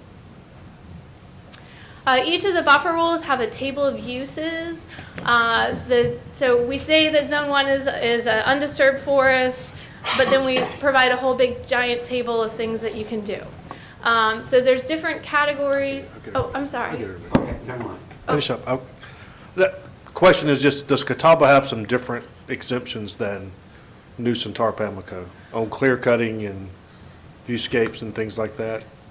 Yes, the buffer rules, there are differences among the 6 strategies. The Noose and Tar are identical, but there's differences. Some are more stringent than Noose and Tar, some are less stringent for different types of uses. So when we look at our rules tomorrow to go to public comment, there will be some exceptions that are provided in Catawba that we won't have in the Noose and Tar Pamlico, is that right? And I'm just asking the question for continuous continuity of buffer programs. Sure, yeah, so the rules that are coming before you tomorrow, each of the 6, or I'm sorry, the 5, because Jordan's not in there, the 5 rules each have their own table. For the most part, they're the same. There are differences in Catawba and differences in Goose Creek. Catawba has some things, some uses that aren't included in the table or worded a little bit differently than Noose and Tar, Randleman. And then Goose Creek has some things that are prohibited or require mitigation that Noose, Tar, and Randleman don't. Okay. So the table, as I mentioned, it has 3 categories that are listed. So exempt uses are things that can occur without division approval. They're sort of like deemed permitted activities. Allowable uses are things that can occur on a case-by-case basis. We process these with what we call a buffer authorization. Allowable with mitigation, it's basically the same as that buffer authorization, but it triggers mitigation for those buffer impacts. And then there are uses listed in the table as prohibited, or some of the strategies have no prohibited categories. Things not included in the table are considered prohibited, and those things require a variance. So there's major and minor variances. The minor variances are those that impact just Zone 2. Those are approved by the division or the local government. The major impacts to Zone 1, those are the ones that come before you all. So just to kind of give you an idea, there's a number of exempt activities listed in the table, and this is by no means a full and complete list of those activities. But just to give you an idea that there are a number of activities, including for things that were present and ongoing. You know, we recognize there were things in the buffer before the buffer rules came to be. Those get to stay. There's a number of minor impacts associated with road crossings, dam maintenance, fences, playgrounds, things like that, that are all exempt activities. Dr. Rubin asked that I talk a little bit about ag and forestry. So there is a provision that was passed by the General Assembly back in 2015, I believe, that exempted agriculture ponds from the buffer rules. Agriculture, if it was existing within the buffer, can continue, but new agriculture activities, they're either prohibited, or if it's like a road crossing, they would fall within the table themselves. As for forestry, there's a fairly long list of activities related to forestry in each of the buffer rules. When it comes to harvesting trees, for the most part, forestry operations can continue to harvest trees as they normally would. There is some restrictions within the first 10 feet of the stream that only high-value trees can be taken. But other than that, for the most part, they can continue to harvest trees as they would normally. So as far as allowable uses, again, there's a number, probably most of the uses listed in the table are allowable uses or allowable with mitigation. There's a number of things associated with different types of crossings for roads and utilities, stream relocations that may happen as part of a mining operation, a number of activities that are listed as allowable. So as I mentioned, these are processed by the division and the local governments. At the state level, we call them buffer authorizations. And basically what we're doing is we're asked in the rules to determine that there is no practical alternative. So the project purpose can't be accomplished or reduced in size to limit the impact in the buffer, and that BMPs are in place. So this concept is sort of similar to, for those of you that may be familiar with 404, 401 processes, where we look at avoiding, minimizing, and then mitigate. So the process for buffer authorizations is kind of that same concept: avoid, minimize, mitigate. And this is just a really simple example. When we talk about no practical alternative, sometimes folks aren't quite sure what we mean. So this is just an example of something we may see, and you can see, I'm not sure if this will work, but there's a road crossing and you have this stream coming across the property. Obviously there's no way to access the rest of this lot without crossing the stream and the associated buffer. So this is something that we would say is an unavoidable loss. There's really no way you can use your lot without crossing the stream. There's a wetland back here, and in this instance, they've pushed the store and the parking lot back, and they're impacting that wetland. And so one of the things we would do in that no practical alternative analysis is say, can you bring that up closer to the front of your lot and avoid that wetland impact back here? So that's just kind of an example of that no practical alternative analysis. So we wanted to kind of give you some idea of scope. So these are the buffer authorizations and minor variance impacts that the state has issued for the last 3 years. And you can see the numbers issued and then the amount of impacts for both Zone 1 and Zone 2. Though the number issued does vary greatly, you can see the amount of impacts for Zone 1 is 40 to 48 acres. Zone 2 is about 25 to 30 acres. You'll remember that large list of local governments I had at the beginning. These are just the impacts approved by the state. We don't have the impacts approved by the local governments. Okay, so getting to major variances. So the way the major variance process works is an applicant will come to us with their application, and the rule is set out that the division prepares a preliminary finding of fact as to whether the hardships are met. So there are 3 hardships set out in the rule. The first is practical difficulties or unnecessary hardships are present.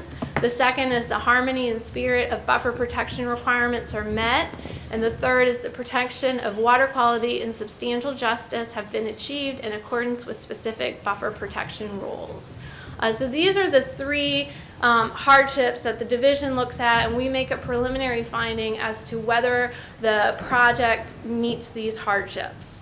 The first hardship, the way the rule is spelled out, it actually breaks it out and gives us some additional criteria for how we determine if practical difficulties or unnecessary hardships are present.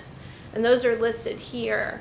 And I think you guys have seen enough variances that I'm not going to read them all. But, you know, sometimes we get questions about, you know, is this a checklist where you have to meet strictly all 6 of these? And there was a time in the past where I think the division was implementing it where this was a hard list and you had to meet all 6 of these or, you know, you were out of luck. I think over time it's kind of shifted and the commission's direction has shifted, and so we look at this as a more holistic list, and so overall looking at these 6 things is the bigger hardship met. And this is just a few examples of some variances that the commission has approved.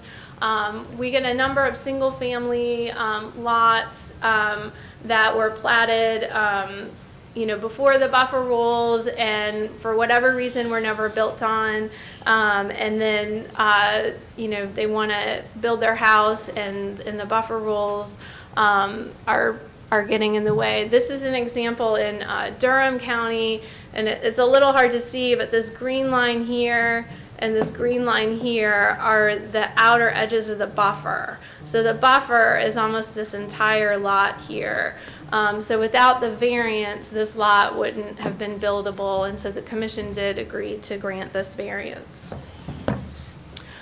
We've also had a few landfill expansions and quarry expansions. The one on the left is High Rock, and the one on the right is 3M down in Chatham County. The commission approved both of those variances for those expansions. We'll get commercial projects where for whatever reason, the particular use they're seeking isn't within the buffer rules listed in the table, and so they'll come before the commission. This is a commercial property, and this is actually a redevelopment project in the Raleigh area. So as far as buffer impacts approved through major variances, you can see that the numbers are much lower than those that are processed through the buffer authorization or minor variance. But I wanted to give you all an idea. This is about the number that we see, 3 to 6 a year, and the impacts, as you may remember, for buffer authorization, zone 1 was in the 40 to 45 acre range, and so for major variances, we're looking at less than 1 to 4 acres. The zone 2 is around 25 to 30 acres, and in the major variances, we're looking at less than 1 to 3 acres. And so with that, I'm happy to answer any questions.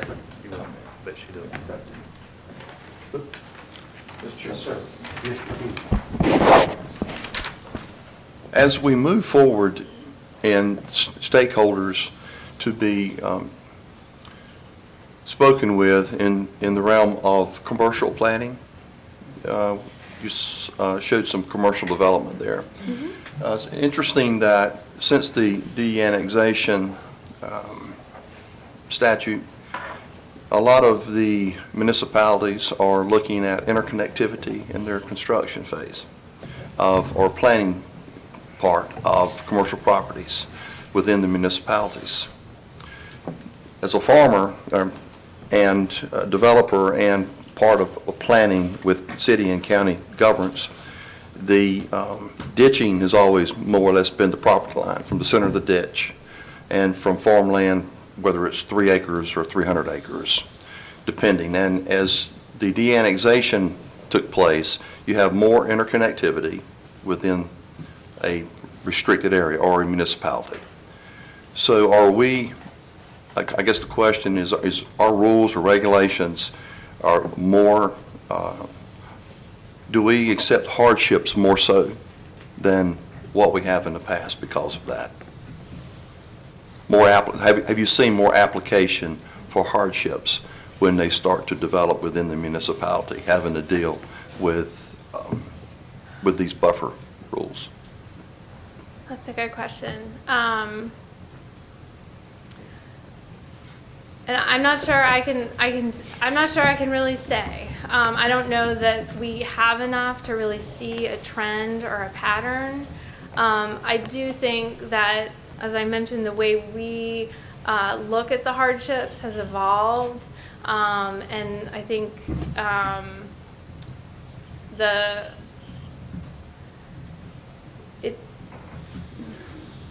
trying to think how best to answer it. We don't get enough to really say, I guess, is the best answer. I mean, sometimes we get some that are within urban areas, but then we'll get, like the Quarry in Chatham County is in a fairly rural area.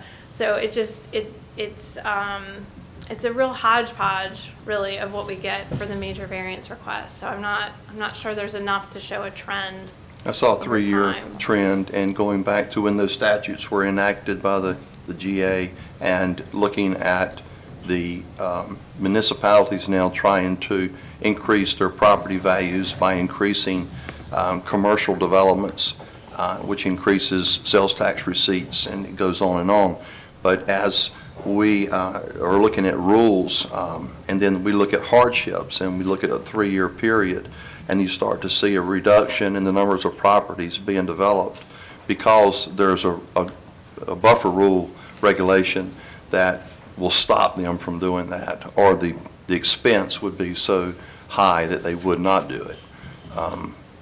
It's just interesting that you're using those stakeholders, and I was wondering if we had any response from those builders or developers. So I guess what I'd say, what we hear is that for a commercial project, it's more that they may redesign the project to avoid buffers, or they might build a retaining wall to limit the impact or to stay in zone 2. So it's more of a modification of the project, perhaps, because of the buffer. I think where it can become a different issue, which is why it often comes before the commission, is for those residential properties where, it's the last lot that wasn't built. There's probably a reason, but they're coming up into play now, and, folks have purchased it, and they don't want a lot that's unusable. And so that's where, we work with them on the application before bringing it to you all to try to minimize those impacts, but not make it an unusable lot for them. And Mr. Chairman, I just mentioned that just to get it on the radar for the next 3, 4, 5 years or whatever. Okay. Thank you. Thank you so much. Yes, sir. Commissioner Martin. Thank you, Mr. Chairman. I would just say I appreciate the statistics on the use of the variance, and what that suggested to me, and just looking for affirmation, is that the rules are basically working, that inevitably when you have rules like this, there's going to be a certain amount, you need to give a little bit of space to exercise reasonable discretion, but when the minor numbers were dropping year over year and the major ones were fluctuating within a range of single digits, that suggested to me that the buffer rules were having the effect that you intended them to have. Is that a fair reading of the data as you see it? I think so. I think, the bar for major variances is pretty high, and Right. that's why the numbers are Exactly, yes. are so Well, which you would low. want it to be. Yes, although I think, the buffer rules can be a little challenging in how rigid they are, in my opinion. No, well, that's And so- why I think you have a variance provision there in the first place. Yeah. But you wouldn't want, I remember in one of these exceptions, and I think I recognized one that came up before the commission, and I had expressed at that time some concern that you don't want the variance to turn into the rule. And I'm not seeing in this presentation that that's happening. Right, right. Yeah, we're sort of, trying to find that balance between, protecting those uses that the buffers do, but not making it so that, it's this no-touch ever area. Yeah, exactly. You're trying to find that spot between making it so that, no matter how crazy it is the rule, and just say, oh, it's inconvenient, we'll just give you a variance. Right. Neither of those is the right place to be. You're trying to be in the middle, and it sounds like that's where, again, what I take away from this presentation is that's kind of where you are. Yes. Okay, thank you. And as I recall, you did have some, I think, very good comments about that. And I don't think the intent of the rule was to make it so rigid that there wasn't an opportunity for someone to do something with property that they had acquired or had. Right. That's right. Yeah. Question, Spouse Commissioner Deerhake didn't ask it, but how many have we ever turned down major variances in the history of the EMC that you know of? Have we ever turned one down? You have. Okay. I can think of 2 in the last 5 years or so. There's been a couple that have been deferred and additional information has been requested. Okay. But it is rare. And I think, sometimes in the past when we had gotten applications that we knew weren't going to go anywhere, we kind of conveyed that message, and so some of those variances maybe got withdrawn and didn't make it to the commission. Yeah, I'm not suggesting that, that's the best way is to have them cut down before they get here, and I'm not opposed to approving them. We had talked about it one time, when we have 3 at a meeting, it really sucks the wind out of everybody. And almost having a way to have that more of a consent agenda than a debate of 3 in a row. But if you keep them spread out and the numbers stay low, we're probably okay. You know what I mean? Yeah, we try. We do not enjoy bringing 3 before you at one time either. Okay. Well, we haven't had it lately, so I don't think it's a problem right now. No, so. there will be one before you in May. Okay. One's not bad. One's not bad. Thanks for the warning. Don't celebrate yet. Yes, Commissioner Deerhake. So just to follow on the recent ones that we heard, I think in the 2 cases that were particularly delicate to me were in Durham County, and they were parcels that had been platted a long time ago, but then sold, well, at least one was sold to a private homeowner. And my question asked after all of that was, the homeowner did not appear to enter the purchase knowledgeable of the issue. And why is it not possible for there to be some advance notice as part of the closing so that the purchaser understands the circumstances they're entering into?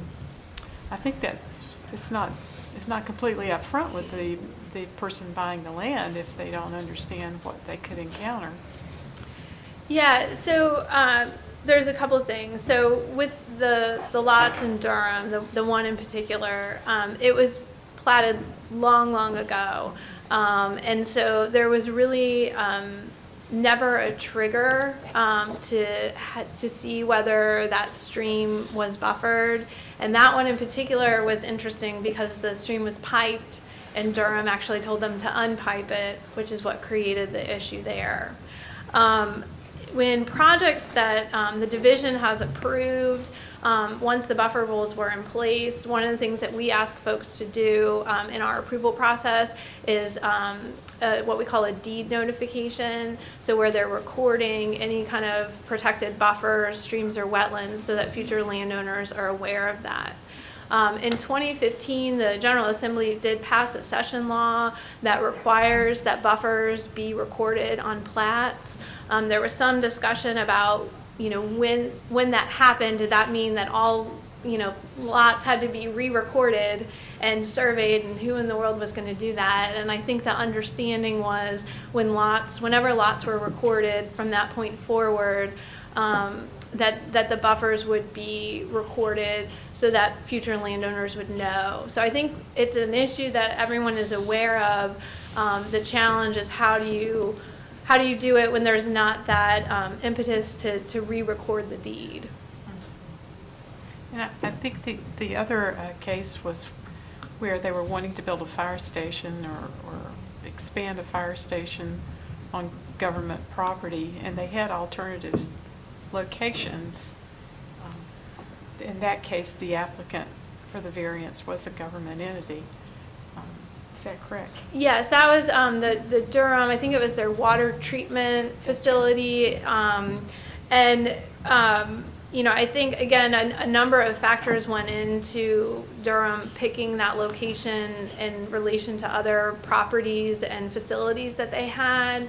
And while there was an impact to the buffer in that project, the way they designed the project really did minimize impacts to wetlands and streams as well. And so I think in that particular instance, the facility was large enough that probably anywhere that they had, plats they had cobbled together would have had some sort of buffer impact probably. So, you know, that's part of the, you know, when we're weighing the hardships and looking at that avoidance and minimization and alternatives, and is there a better option, or what are the factors that led them to pick that particular location, we do try to consider all of that.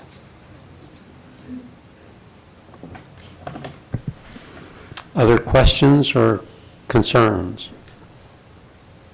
Okay. So Mr. Chairman, is the committee inclined to just proceed as we've normally managed these variances? If we see the need for it to still come to us? To the best of my knowledge, when they have a project with a variance and they need to bring it to us, they will bring it to us.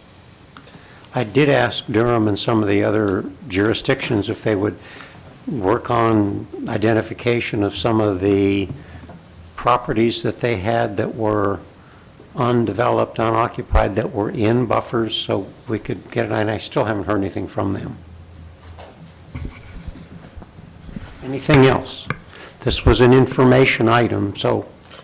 No, and I would like to add, if you guys have anything out of committee that we need to think about or talk about, that'd be fine. I mean, the EMC's delegated the major variances down to the committee to do as final action. The minor variances by rule, I think, are with the staff.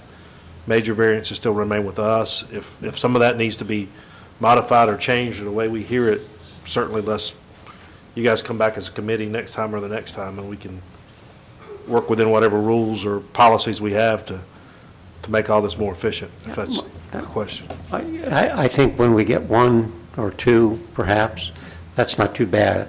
When we have major variances and some minor major variances, the one we had with the City of Durham did take a lot of discussion. The small individual properties, I think a lot of those are really, by rule, they're major variances, but it's not a big impact. And I think it would be nice if there was a way of perhaps weighting those and we didn't have to see them all. We have to see them, but how we handle them. Yeah, okay. Anything else? Thank you. Thank you. We have one other item on the agenda. Ms. Ventilero, are you gonna? Is that all? That's your presentation? Oh, okay. Well, I wasn't planning on giving one. Well, you said you would be here for. I'm here. Yeah, it's just an attachment to the, it's really an attachment to Right. the agenda, and if you have questions. It's annual report on the water supply watershed ordinance approvals, universal stormwater management program ordinance approvals, phase 2. At phase 2 stormwater, does anybody have any questions or concerns on any of that? I bet that's the shortest presentation you've ever made, isn't it? Seriously, any comment? Okay. If there are no additional comments or issues, that does conclude our Water Quality Committee meeting. I want to thank you all for the time that you have spent providing us information and going over this information with us. Thank you. That adjourns the meeting.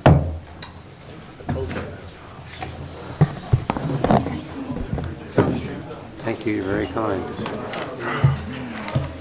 Good thing we had a